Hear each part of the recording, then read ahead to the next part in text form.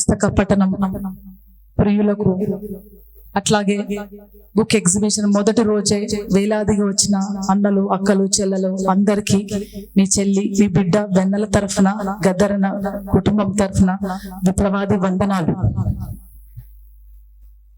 ఒక పాట, ఒక తూట చేయలేంది ఒక పాట ప్రపంచాన్ని మార్చేస్తుంది. ఆ పాట ఎక్కడి నుంచి పుడుతుందంటే అది పుస్తకం నుంచి పుడుతుంది. గద్దరన్న ప్రతి ఏటా నాకు తెలిసే గత 8 ఏళ్లుగా గద్దరన్న ఖచ్చితంగా బుక్ ఎగ్జిబిషన్ కి ఏదో ఒక రోజు వచ్చేవాడు. లాస్ట్ ఇయర్ కూడా వచ్చాడు గద్దరన్న. అట్లాగే తను చివరి రోజు ఆపరేషన్ కి వెళ్లే రోజు కూడా, ఆపరేషన్ థియేటర్ కి వెళ్లే ముందు కూడా పుస్తక పఠనం చేసి వెళ్ళారు. గొప్ప వాళ్ళు, మహానుభావులు, చరిత్ర నిర్మాతలు, చరిత్రను సృష్టించే వాళ్ళు, సమాజాన్ని ఏర్పరిచే వాళ్ళు, వాళ్ళ జీవిత పయనం, వాళ్ళ జీవితం మొదటి రోజు చివరి రోజు పుస్తక పఠనమే అవుతుంది. ఈ రోజు మన బాధ్యత ఏంటంటే పుస్తక పఠనం మన పిల్లలకు, భావితరాలకు నేర్పించాలి. అది ఎలా నేర్పిస్తామంటే పుస్తకం ఇచ్చి కొట్టడం, తిట్టడం, చదవడం అంటే జరగదు. తల్లిదండ్రులు, ఇంట్లో పెద్దవాళ్ళు ఖచ్చితంగా మనం పుస్తకం చదువుతూ ఉంటే పిల్లలు చదవడం నేర్చుకుంటారు. అది ఎర్లీ లెర్నింగ్ అంటారు, ఎర్లీ రీడింగ్ అంటారు. గద్దరన్న అలాగే చేసేవాడు. ప్రతిరోజు రాత్రి 3 గంటలకు వచ్చినా సరే కొద్దిసేపు నిద్ర పట్టకపోతే చదివేవాడు.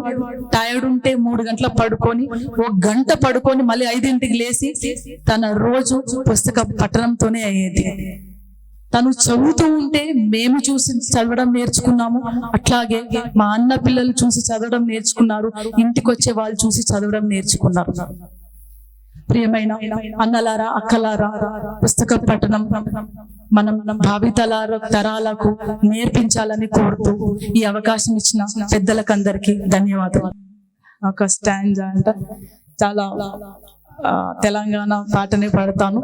తర్వాత నాన్న ప్రపంచానికి ఇచ్చిన చాలా ఆయుధమైన పాట పాడతాను.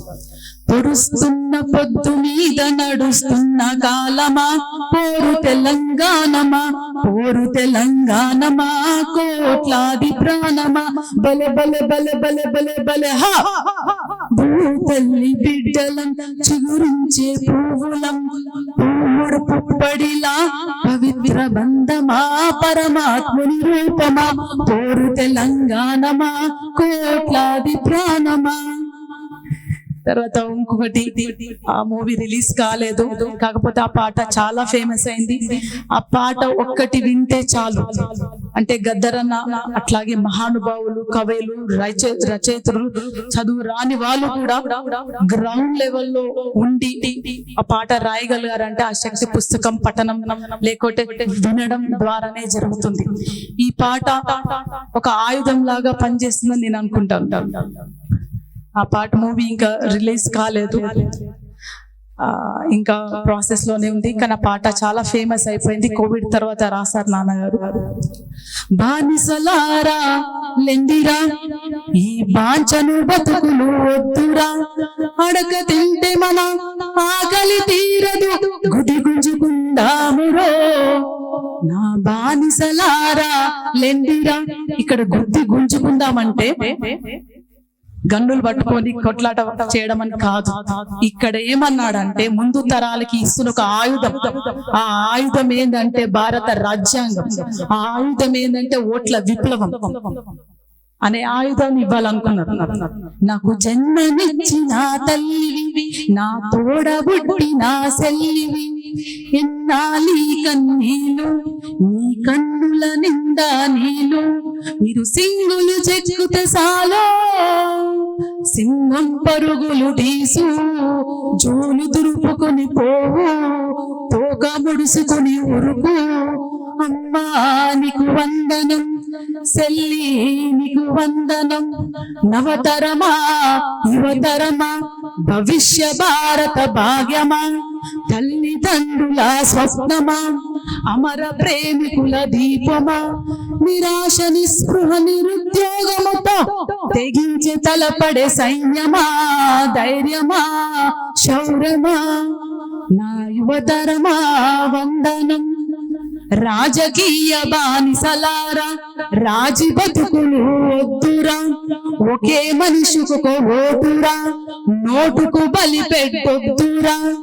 అవి భావితరాల బాటరా, బాబా సాహెబు బాటరా. నా బానిసలారా లెండిరా. ఈ పాట చాలా మంచి మెసేజ్ ఇస్తుంది. ఈ పాటని ముందుకు తీసుకొని పోతే ఎంతో చైతన్యం అవుతామని అనుకుంటున్నాను. అందరూ పుస్తక పఠనం అట్లీస్ట్ ఇప్పుడున్న ఎస్పెషల్లీ హైదరాబాద్ లో టైం లేదనుకుంటాం. మనం టైం ఖచ్చితంగా తీసుకొని నెలకు ఒక్క పుస్తకం అన్నా చదవాలని మీ అందరిని విజ్ఞప్తి చేస్తున్నాను. Thank you.